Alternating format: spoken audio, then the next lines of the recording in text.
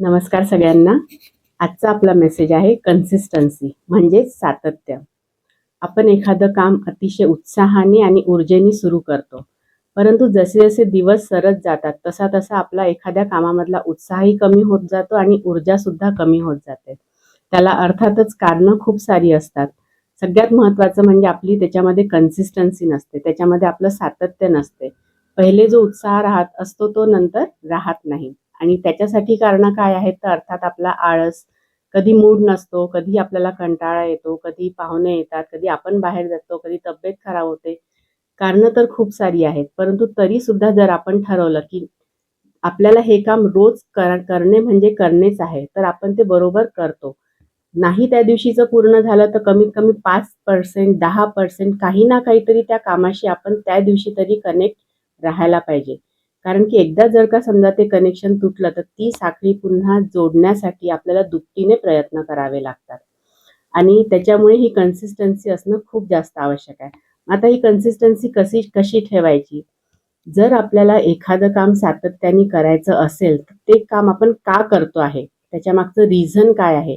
हे आपल्याला माहिती असणं आवश्यक आहे. एकदा जर आपल्याला त्याच्यामागचं कारण माहिती झालं, की आपण बरोबर ते काम करायला लागतो.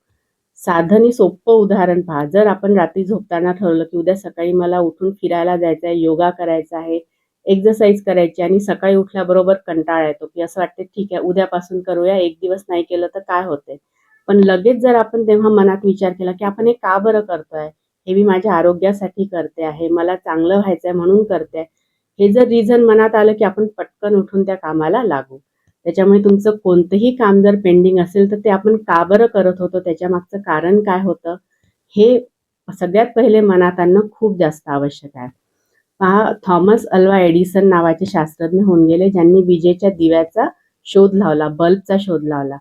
जवळपास 50 पेक्षा जास्त वेळा त्यांना अपयश आलं, तरीसुद्धा त्यांनी सातत्य मात्र सोडलं नाही आणि त्याचा उपयोग आज आपल्याला होतोय, त्याचा फायदा आज आपल्याला होत आहे. ससा आणि कासवाची गोष्ट वेगळी सांगायची गरज नाहीये, ती आपण लहानपणापासून ऐकतोय. त्याच्यामुळे जर आपल्याला यश प्राप्त करायचं असेल, तर सातत्य ठेवणं खूप जास्त आवश्यक आहे.